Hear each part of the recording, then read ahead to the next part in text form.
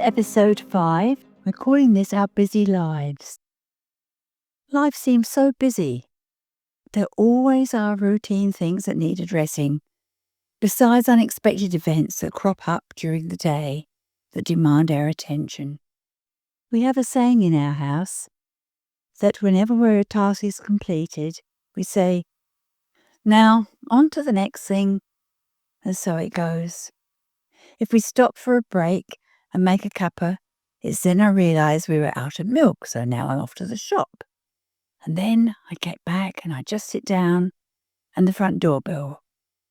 Harold's visitors have arrived, or the phone rings. And so my day progresses, until it is the time to prepare and cook the evening meal. There now might be time to relax for a while and do some more knitting for the children. The following verses may explain a typical day better. It's called Our Busy Lives. And I take it from the text in Deuteronomy 6, verse 12, that says, "But be careful that you do not forget the Lord." I wake up in the morning and already my day is planned.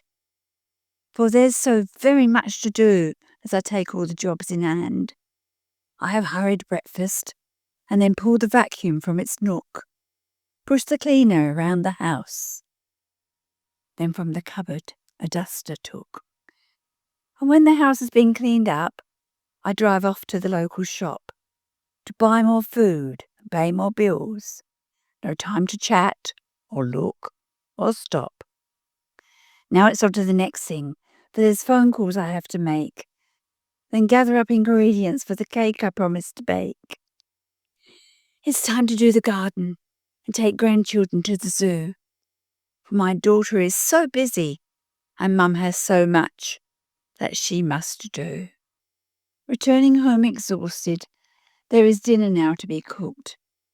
But just before I get started, there's an appointment to be booked. A hurried meal, then wash up, and it's off to my evening class. I don't feel much like studying, but if I don't, then I won't pass.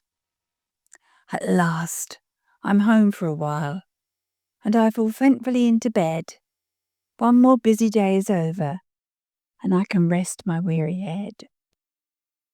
But as I lay in the dark, the pastor's words come back to me.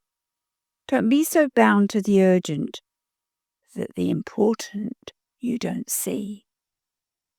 What could be more important than my dear Saviour's saving grace?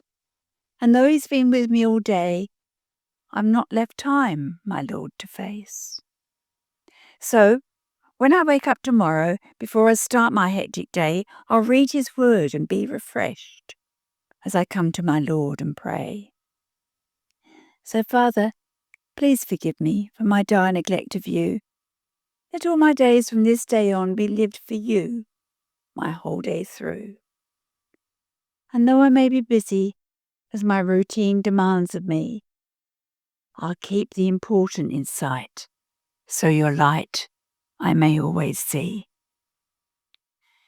Yes, there is always endless housework. And if you want to clean the house and a good food for the family, actually I've tidied and cleaned the house and I feel pleased that I'm ordered now.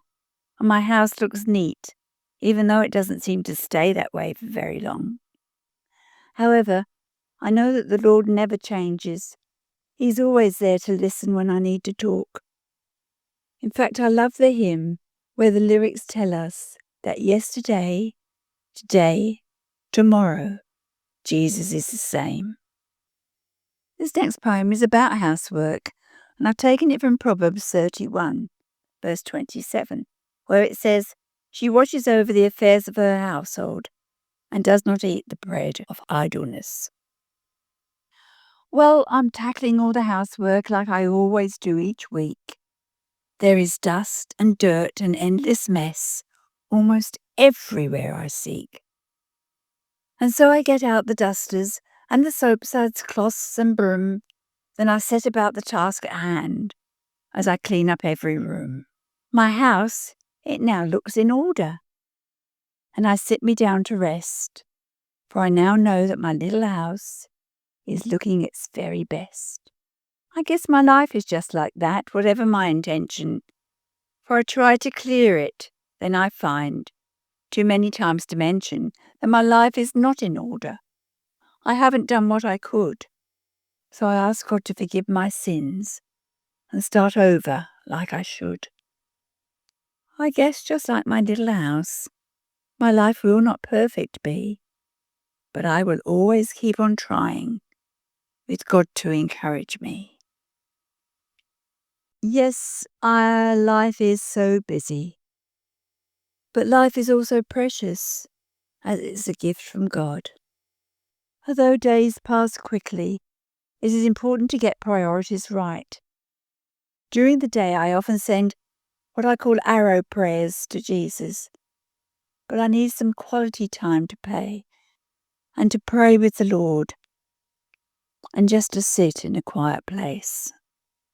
Following is a short example of priorities, which should always be His work through you.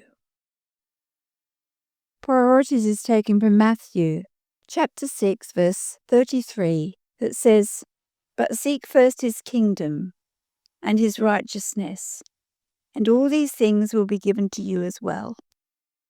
You need time to reflection on who you are, what you want to do with your life, for influence from this world can bring anxiety, stress, and strife. Recognize those influences. Know what your priorities should be. Display care and understanding. And you'll find yourself, you'll see. Share your gift of life with others, both your families and friends. If you need help with what to say, who to your thoughts should you send? Let God be your priority. Make time to know your Lord is there. Ask Him how to serve other people and bring all to our God in prayer.